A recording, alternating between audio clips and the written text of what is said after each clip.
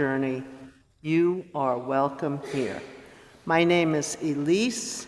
I serve as the Community Outreach Commissioner on the Board of Managers here. My pronouns are she and her, and I think I'm still about 5'5", and I'm wearing a nice print blue and white shirt today. So here are today's announcements. We try to make our service as accessible as possible with hearing helpers and large print versions of service materials available from our ushers. So if you didn't get something, you can wave at Janet or me when I leave and we'll help you. Paper copies of our weekly newsletter are available at the entrances to the building. If you want to sign up to receive an emailed copy each week, please speak to a greeter or usher. The clothing exchange reopens on Tuesday for bargains in our basement. Many other church activities are on offer. See our newsletter for full details. It's really true. The book group meets on Thursday starting at 12:10 p.m. It says in our parking lot. Is that where we're meeting? Yes. We're carpooling to go somewhere. Okay. I think you could meet wherever you want. It just wasn't what I was used to. Okay. I have an extra special announcement. It's not over yet. Ferry Beach still has a few rooms available. So if you're still on the fence about our retreat next weekend, you have until tomorrow to register, and we'll be glad to have you. Please see Sue Genzer, who's currently running the AV up top at coffee hour. Please see our newsletter available at the entrances of the building to view all activities. This is the end of today's announcements. Please check you have silenced your phone and other communication devices. And now please turn around and wave to the lovely people who are joining us on Zoom. Our video camera is just to the right of the exit sign over the door.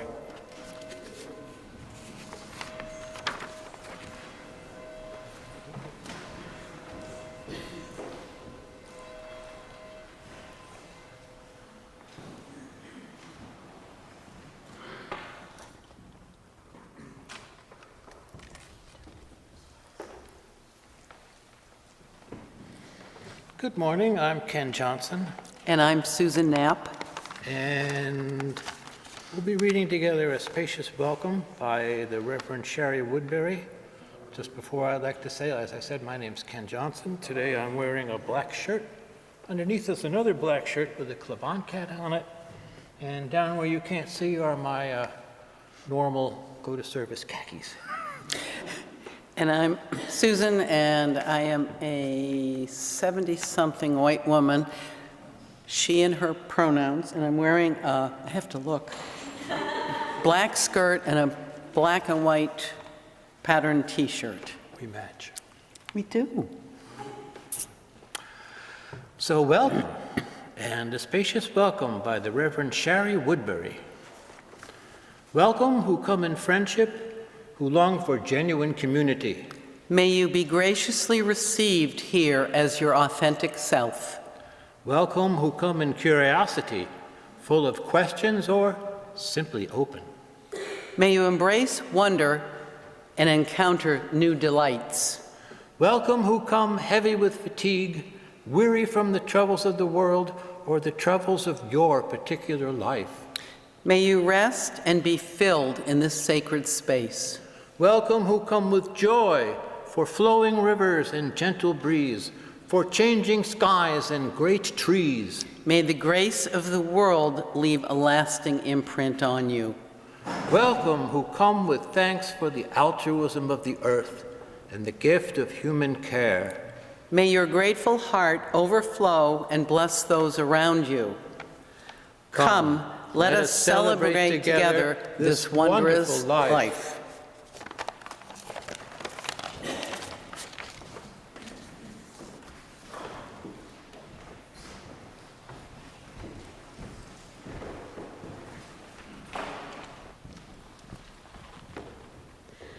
Good morning.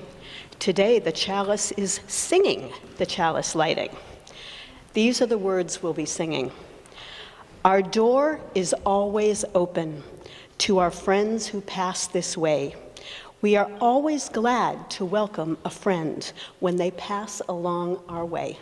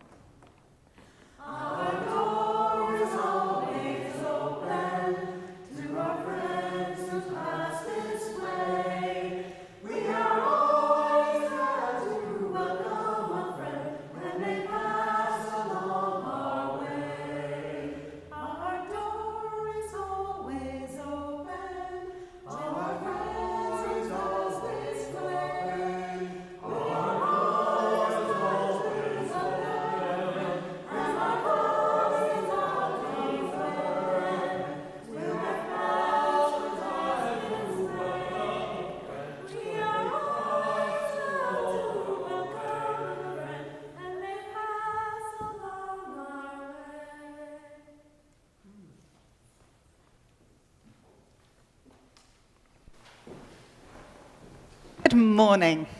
My name is Emma Campbell. I use she, her pronouns, and I am the choir and music director here at First Parish. The choir have just done a splendid job of demonstrating how a round works. We all sing it together, then we take it in turns. And now it is your turn. Please find hymn number 188 in your grey hymnal in front of you. Come, come, whoever you are. Our hymnal is a fantastic chart of how our living tradition works. Lots and lots of hymns have been added at later times that show our growth as a faith. This hymn appears in our song system in many different ways, which is why you're going to see it written again later. But we are singing the version in the hymnal first, so you can see what came first. There is, however, an underneath part, and I know some people will be itching to sing it. If you're itching to sing it, just sing it. Please rise in body or spirit as you are best able and willing to sing hymn 188, Come, come, whoever you are. I'll play it through once, then you will sing it once, then Katie and Cam will be leading the back section, then there's a middle band that will be led by Carla and Scott, and then the front people who are being led by John by the looks of things.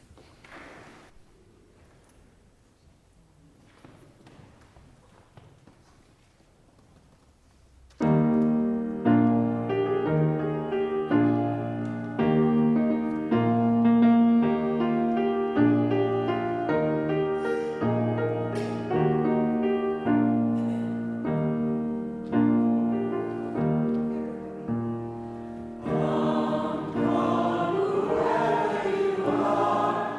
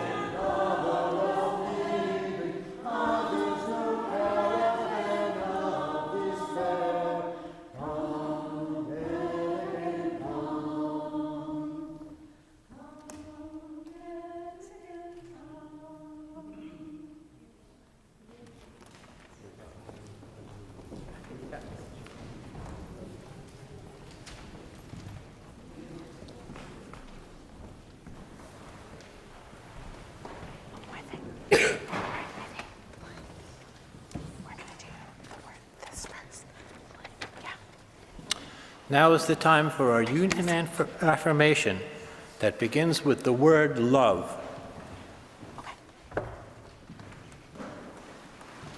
Love is the spirit of this church, and service its law. This is our great covenant, to dwell together in peace, to seek the truth in love, and to help one another. Thank you.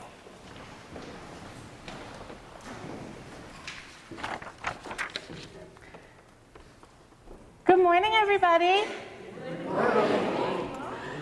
My name is April Rosario. I am a Black woman in my 30s. I have shoulder-length dreadlocks, and I am the director of faith formation here at First Parish. Every month, we explore a different theme. And this month, the month of September, is all about exploring building belonging. And some of the different ways, some of the foundational ways that Unitarian Universalists build belonging. One of the ways we do that, though, is the idea of pluralism. Not having to all believe the same thing. Having a different idea and a different understanding of how things can be in the world. So with that in mind, I want to tell you a story. This is the tale of the stubborn captain, and it starts like so many of my favorites do. It starts with Once upon a time, a great ship sailed through the night in super rough, heavy, rocky seas. The captain stood tall at the bridge of the ship, proud of his rank, confident in his knowledge. Suddenly, a sailor cried out. There was a light directly ahead. The captain, proud, confident, steady in his knowledge, ordered a message to be sent. Move to starboard. I don't actually know which way is starboard. I just pointed this way. And then I realized that someone in here might actually know what that means. So if you do, oh, it is this way. Look at that. For you, okay, for all of you, that way. See, sometimes you go with it and you get it right. Anyway, the captain ordered a message to be sent. Move to starboard. Let us pass. Back came a reply. We suggest you turn to port. Annoyed, the captain repeated his command more sharply. Move to starboard. Let us pass. Again, the same answer. We suggest you turn to port. Frustrated and certain of his authority, the captain announced, I am Commander Jones of the mighty SS Tweedledum, and I order you to change your course at once. There was silence. And then a final reply came, much more calmly than the captain's. This is the North Ipswich Lighthouse. Sir, you must turn immediately to port. And in that moment, the captain realized something. This is not the world that must change course for us. Sometimes we are the ones that must see differently, release our assumptions, and chart a new way forward. Otherwise, we're gonna run into a lighthouse. You see, stories shape how we see ourselves, how we see one another and our communities. And when we cling to just one version of a story, the one that we know is for sure the right one, they can trap us in fear and assumptions, and sometimes in divisions. But when we're open to many voices, the idea of pluralism, Stories can set us free. Free to imagine new possibilities, to build belonging, since that's what we're exploring this month, and to live with deeper compassion. Friends, our Unitarian Universalist faith calls us to honor multiple truths and widen our circle to welcome in many different people, many different beliefs, many different stories and understandings. Because when we do, we weave together a larger story, a story of inspiration, of meaning, of hope, of courage, and of love.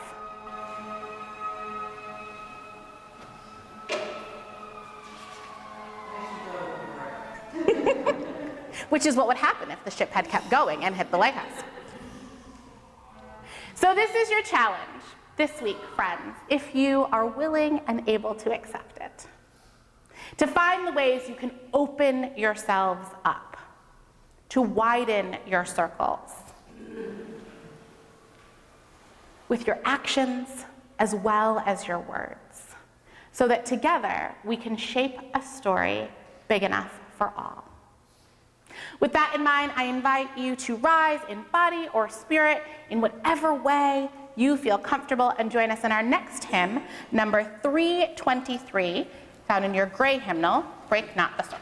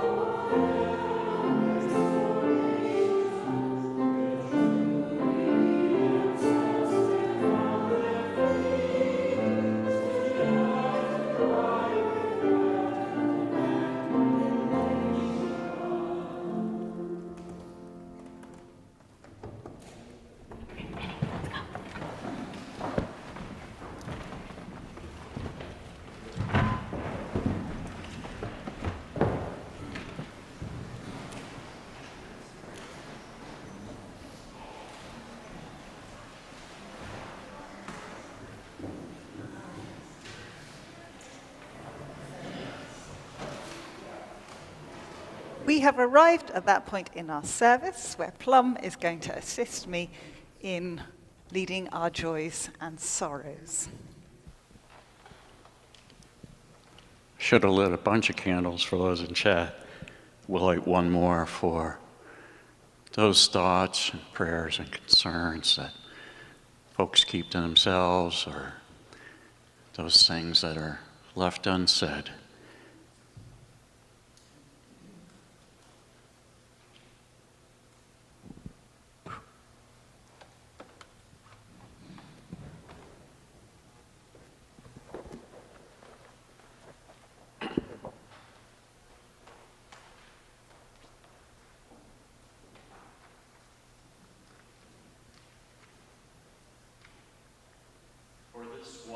Moment. Know only that you are loved, that you are safe and whole and loved. Know that you belong here, here among us, here upon this earth, in your body, however tired or broken your heart may be. Whatever fear, disappointment, anger you carry, know that for this hour you are not alone. Feel the presence of others surrounding you, breathing beside you and with you, discovering together the way our voices rise and fall together in harmony, in hope. Claim here a resilient freedom, the choice for love, for light, to live with joy and gratitude and praise as a form of resistance. And with this breathing of one breath, this sacred belonging, may we now enter into a time of silence together.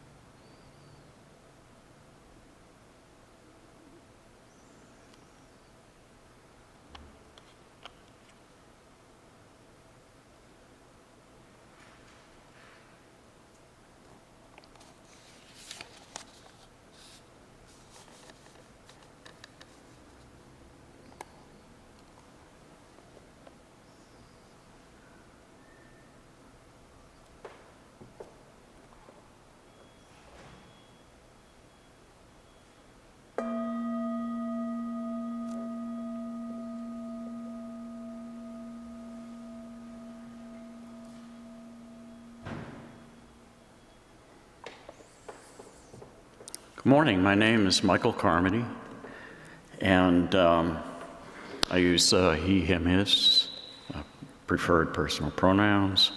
I'm late 60s, white male, about 5'10", with silver and gray hair.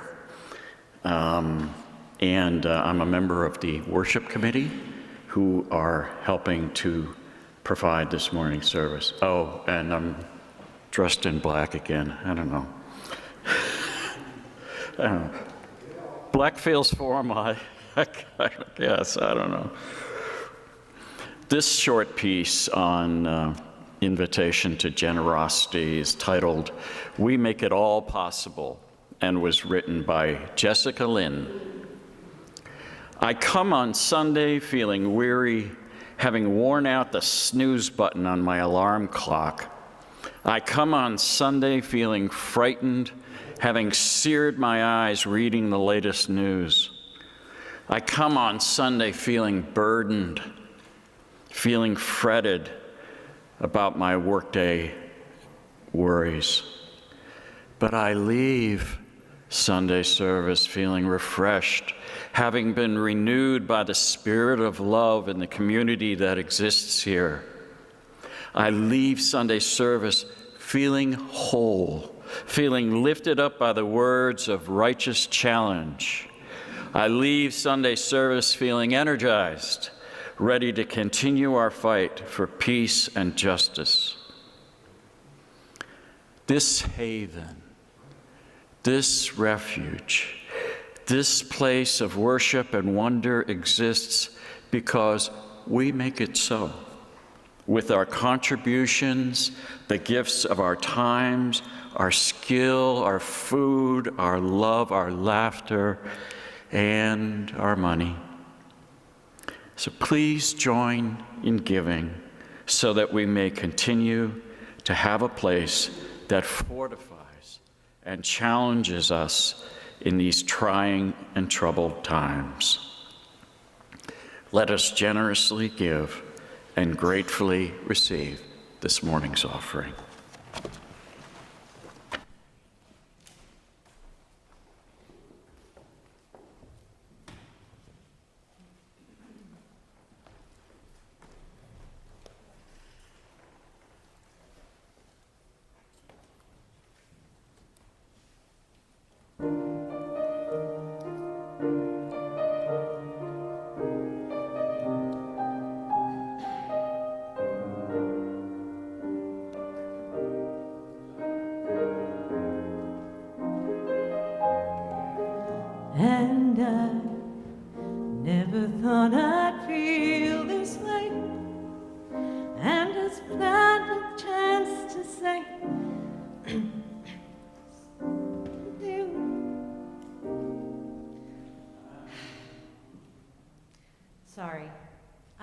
not well today. Can we start that again?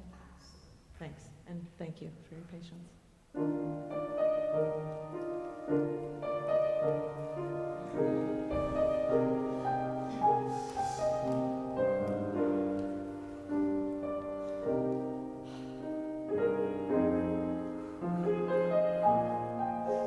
And I never thought I'd feel this way. And as far as I'm concerned, I'm glad I got the chance to say that I do believe I love you. And if I should ever go away, well then close your eyes and try to feel the way we do today. And then if you can remember, keep smiling, keep shining, knowing you can always count on me.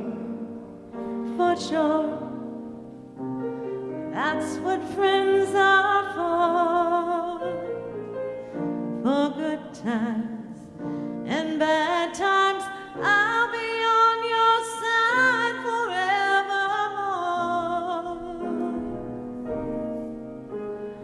That's what friends are for.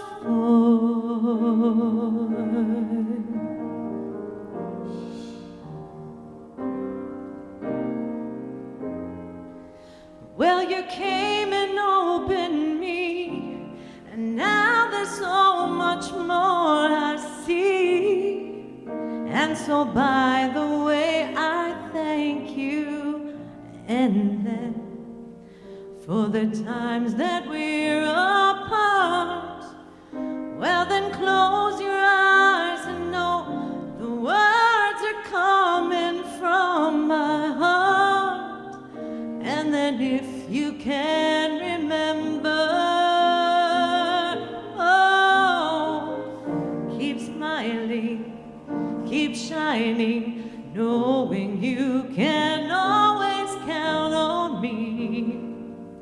For sure, that's what friends are for. In good times and bad times, I'll be on your side forevermore. Oh, that's what friends are for. Keep smiling, keep shining, knowing you can always count on me. For sure, that's what friends are for. In good times, in bad times, I'll be on your side forevermore. That's what friends are for.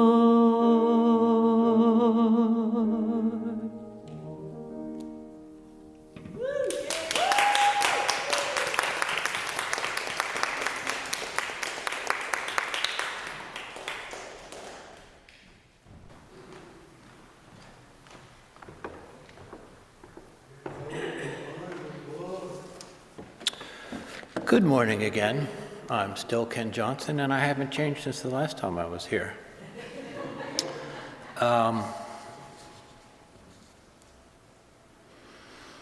In a moment, I'm going to share with you a reading from Leslie Hazelton.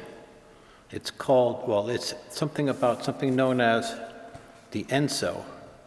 But first, though, I'd like to share with you something personal, which is that after college, I took a gap year between college and life and joined in practice at a Zen retreat center then called the Zen Arts Center in Mount Tremper near Woodstock, New York. The teacher there was a man named John Dido Laurie, who also drew the Enso. He always said that the gap here was like a synapse. This is where the mind really happens. To understand Dido, you might want to know he was a photographer back in the days before digital photography, back in the days when you had to actually develop your photos in a darkroom. And he had a darkroom. It was up in the attic over the meditation hall. But there, true to his character, he kept a sign that said, "Do not open the door, the dark leaks out." This enso was drawn by a man named Peter Cutler. I'm not really sure who he is.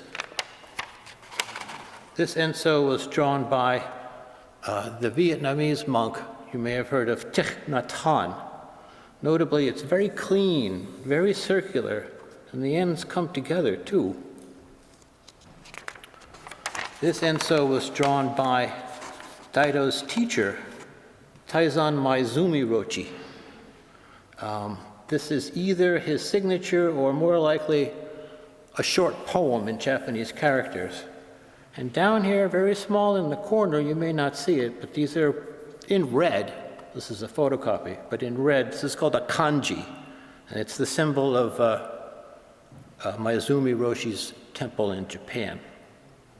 But you can see here for the enso, all three of these are so similar, yet all three are so different.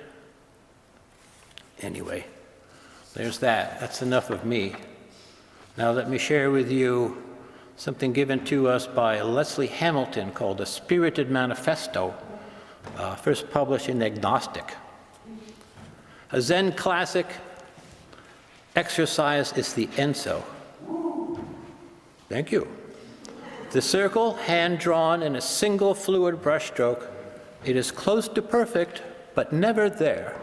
If perfection is what you want, you can produce it anytime by using a compass or a computer.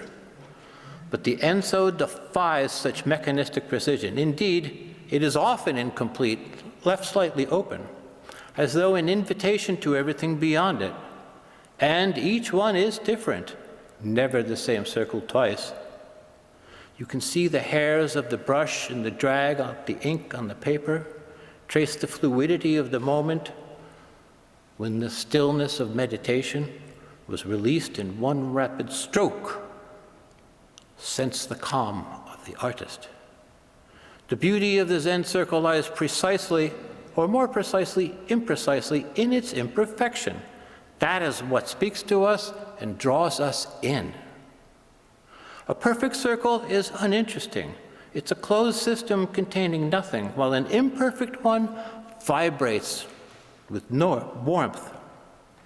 It invites us into the moment of its creation, into that single deep exhalation as the hand arced through the air, the brush over the paper. It is human, fallible, an expression that is of soul. Thank you.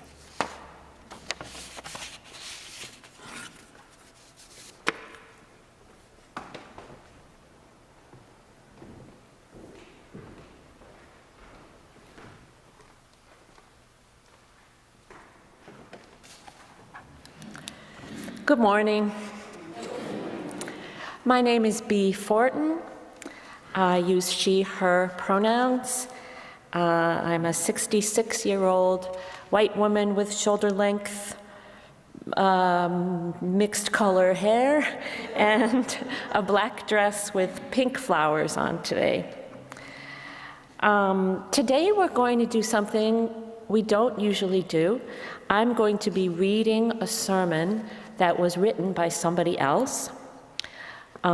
It's from the Reverend Gretchen Haley and was originally preached in 2014 in response to a TED Talk by the author Chimamanda Ngozi Adichie. And I just want to lay a little bit of roadmap.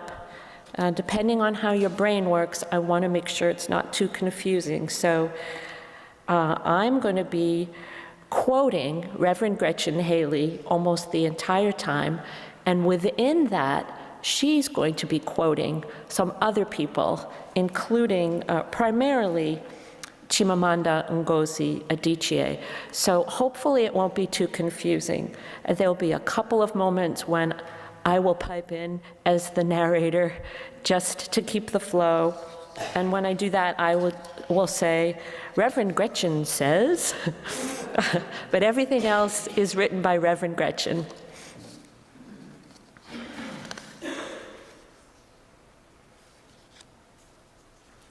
So, Reverend Gretchen begins her sermon with the story that April told this morning about the stubborn captain. And she goes on to tell a story from the author Chimamanda Ngozi Adichie. It is the story of Adichie growing up in Nigeria as an avid and early reader, mostly of British and American children's books. It goes like this.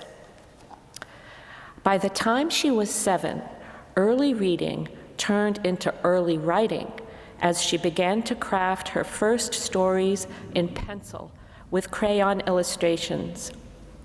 As she tells it in her TED Talk, all of her early characters were white and blue-eyed.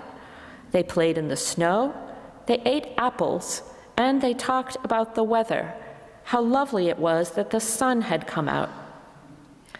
This, she says, despite the fact that she lived in Nigeria, where it never snowed, they ate mangoes, and never talked about the weather because there was no need to. Adichie says her limited reading exposure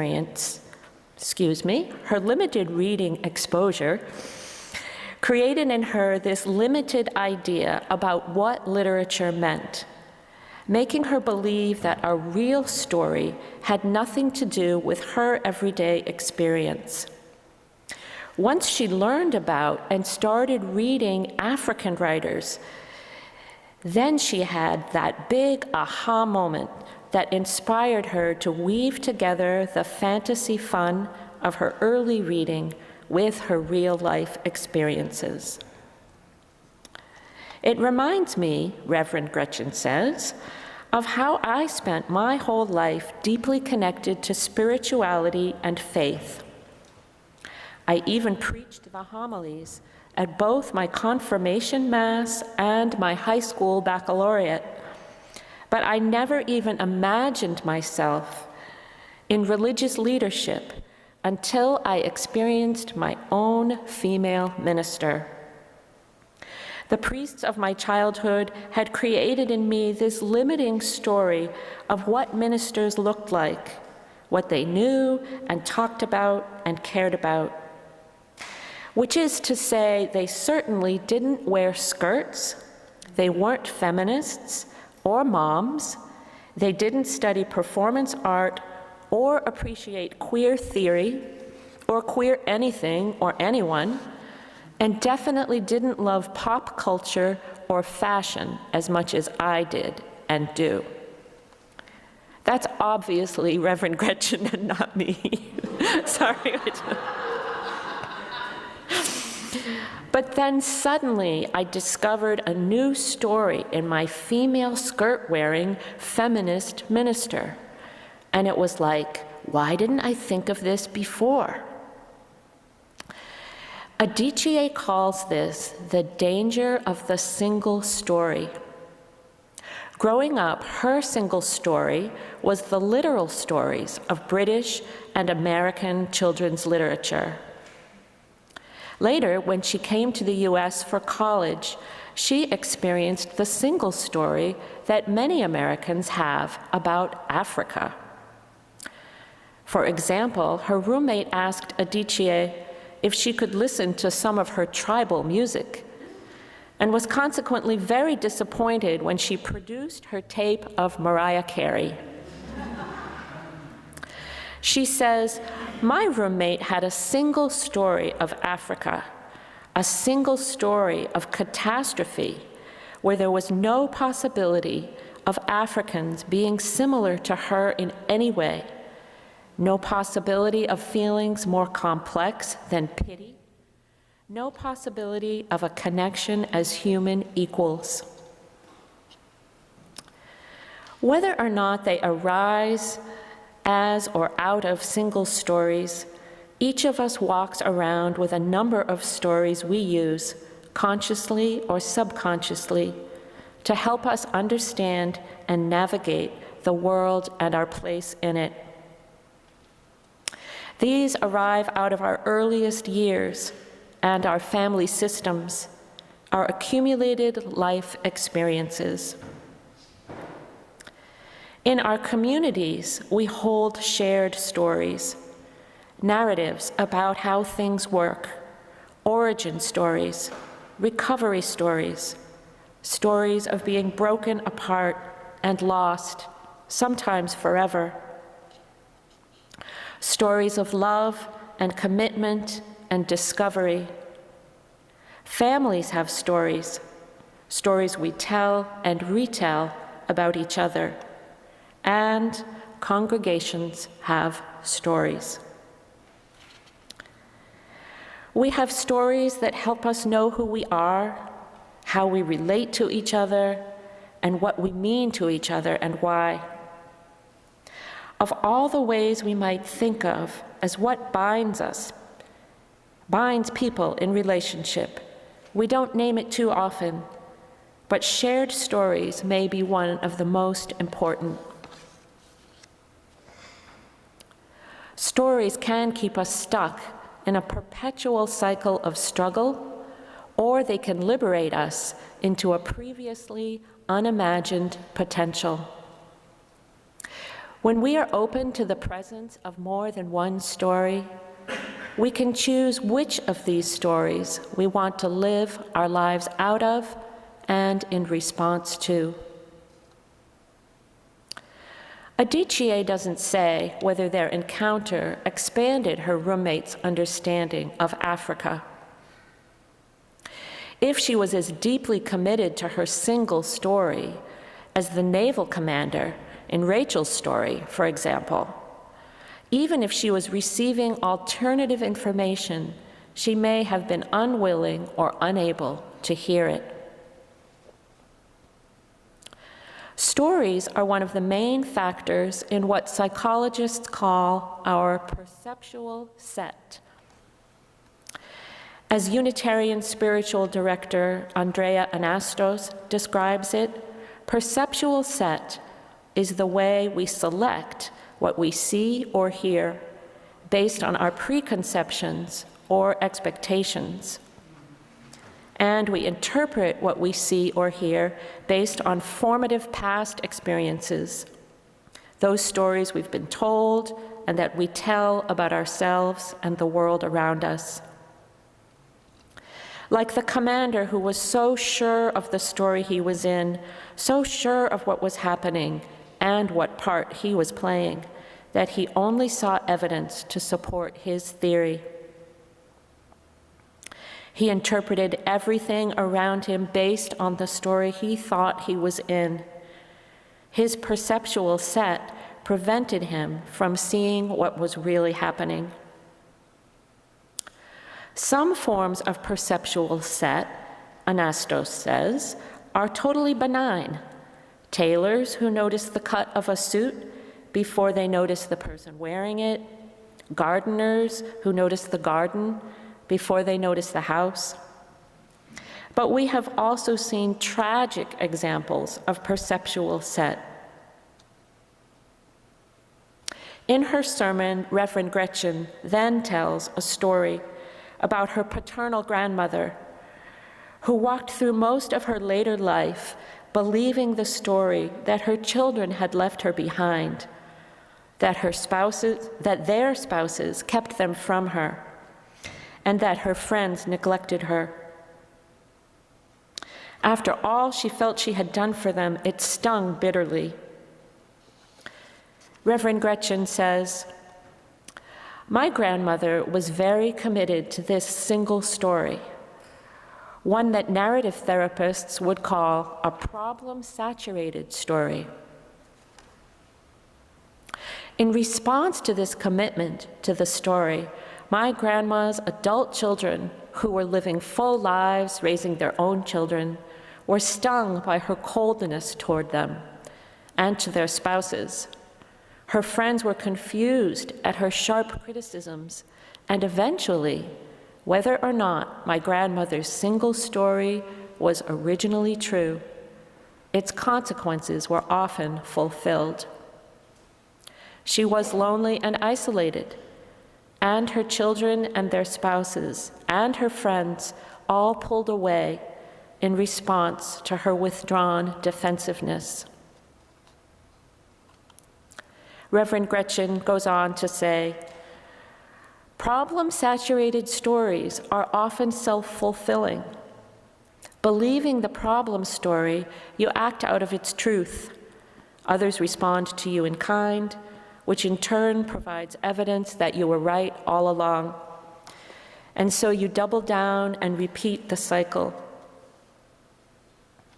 Church consultant and UU minister Larry Peers notes that you can recognize the problem-saturated story when you're in a group where someone offers an example of how difficult or awful something is, and before you know it, the rest of us can't help but chime in with more evidence for how truly bad and impossible the situation is. We can almost hear ourselves saying, even if the words aren't verbalized, "You think that's bad. Let me tell you how it's even worse than that." When we hear ourselves stuck in such moments, whether in our church, in our lives, we can help each other remember that although there are many things true about the story we're sharing, the way we are telling it has been created, as Peers says, by a particular sifting of facts. There are other ways to tell the story, indeed entirely other stories, available for us to live out of and create. We can ask how others would tell the story. We can ask what outside observers might say, or even what would someone who disagrees with our version of events say about this situation. All of these and similar questions allow us to shake loose from the grip of the problem-saturated single story and instead release ourselves into alternative, equally true stories that are present all the time. Stories that allow us to live into our potential and our goodness rather than our problems. Unitarian Universalist congregations intentionally seek to cultivate multiple stories. We welcome the Buddhist chant alongside the Shaker traditional song, alongside the Christian hymn, alongside the contemporary UU song of gratitude. And we give thanks for each of these melodies and tones and the ways they enrich each other by their coming together. Our faith values multiple ways of understanding and naming truth and meaning, and we value the struggle to name anything for sure. We value the posture of humility such questioning entails. We respect and rejoice in all the ways we each encounter and claim life in its most ultimate sense. We are also a place that holds many different stories about our congregation. Often we tend to believe that whatever experience or understanding we have of our church is the same for every other church member. But in truth, there are many different threads, different stories present here all the time. We are also a place that holds many different stories. I just read that, pardon me. Sometimes we get confused and assert that this intentionally multivocal storytelling translates to anything goes. But this is not the case. In order to do anything of meaning, we must ultimately bring together our many stories into a shared, larger story, the story of this church.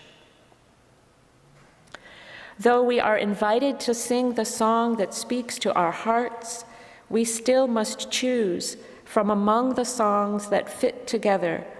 For our community to work, our songs must find a similar key, a complementary rhythm. They must work with each other to make something beautiful together. We bring our many stories and we listen well. And we open our hearts to multiple understandings. And yet ultimately, we must seed some of our individual stories in service of a greater calling.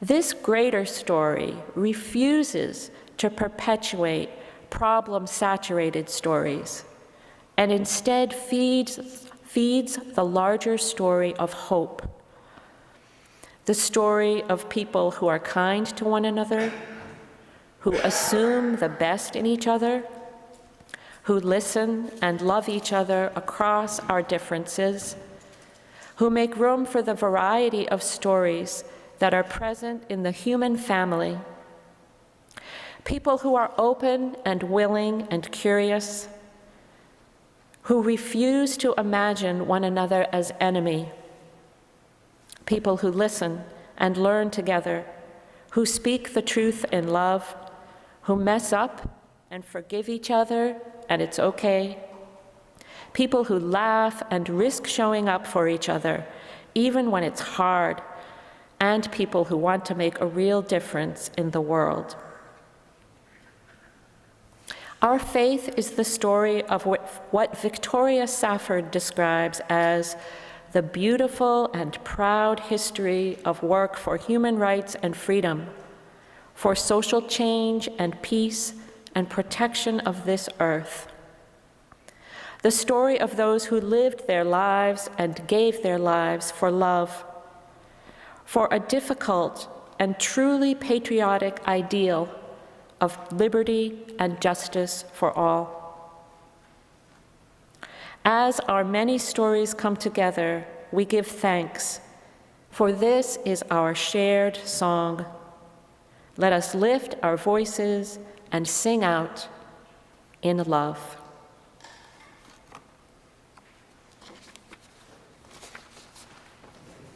Our great hymnal was put together by a previous music director in this church, Larry Phillips. The lovely people that put it together worked incredibly hard and were incredibly proud of what they had achieved. The first hymn that you sang this morning, Come, Come, Whoever You Are, was included in this hymnal. The bit they were really impressed with was the Ours is not a caravan of despair. We've looked at Rumi's readings, and there is a new story.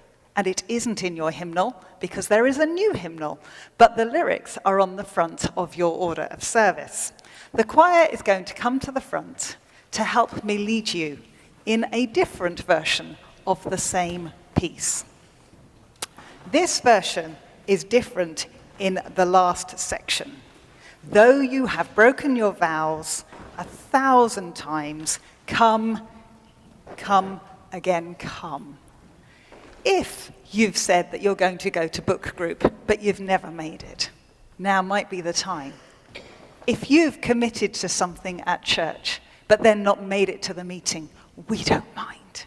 But if you haven't yet committed and you are interested in joining the music committee, who are going to be organizing the purchase of the new hymnal, then please speak to one of the music committee or myself this morning in coffee hour, because we meet on Tuesday. Can the music committee please raise your hands and wave? Thank you. Scott, John, Bethany, myself, the others are not here today. Please rise in body or spirit as we sing the final hymn, which is on the cover of your order of service. The choir are going to help us. We are going to sing it all together once, then the choir are going to start. Those on starboard are going to come in when we get to Ours is not a caravan of despair. By them, you come in, and then this half, I have realized that I can't conduct and play the piano. Something to learn later.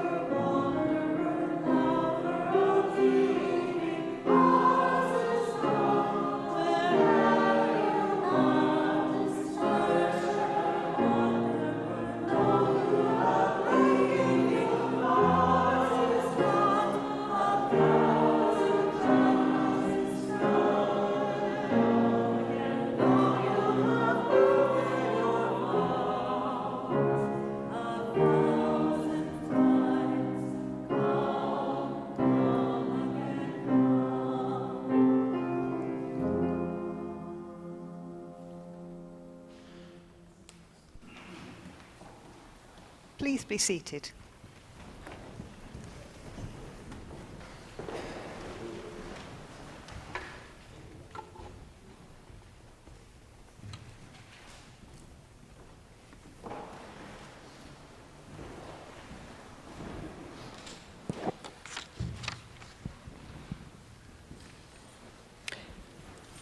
For today's chalice extinguishing, I'll be reading Arms Outstretched by Teresa Youngblood. May you be invited to the party. May you be asked to dance. May you be amazed to learn that your own precious heart already knows and leaps to the song. And in this moment, whirling in the expansive affirmation of all creation, an embodiment of the divine's boundless love, may you turn and face the door, arms outstretched, to sing in wide welcome the ever-changing song of togetherness to those who have yet to discover that they too belong here.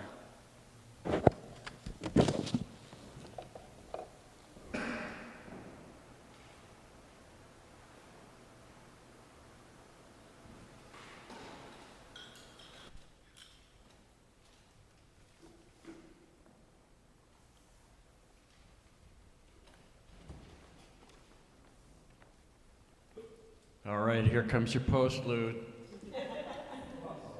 All right, our service was a little long, but this is a short song. And sing along if you know the words. If you feel like it. All right, here we go.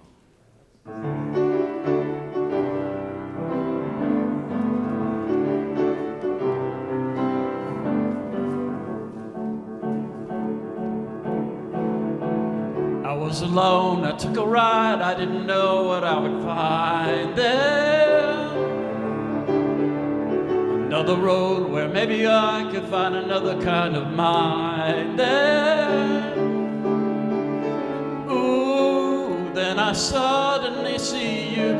Ooh, did I tell you I need you every single day of my life? You didn't run, you didn't lie, you knew I wanted just to hold you. And had you gone, you knew in time we'd meet again, for I've told you. Oh, you were meant to be near me. Oh, and I want you to hear me say we'll be together every day. Got to get you into my life.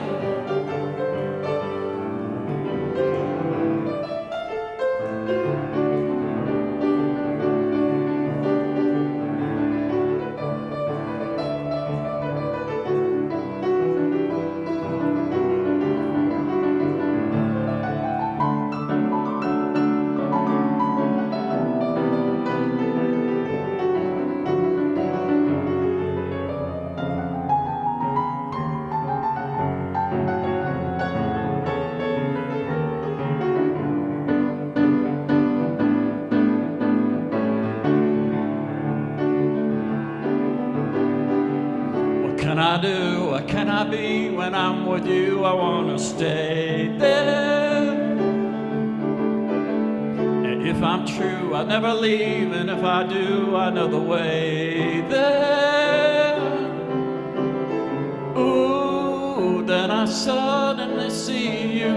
Ooh, did I tell you I need you every single day of my life? Got to get you into my life.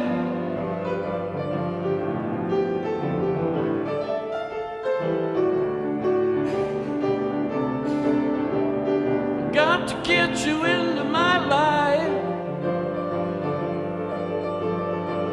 Da da da da da da.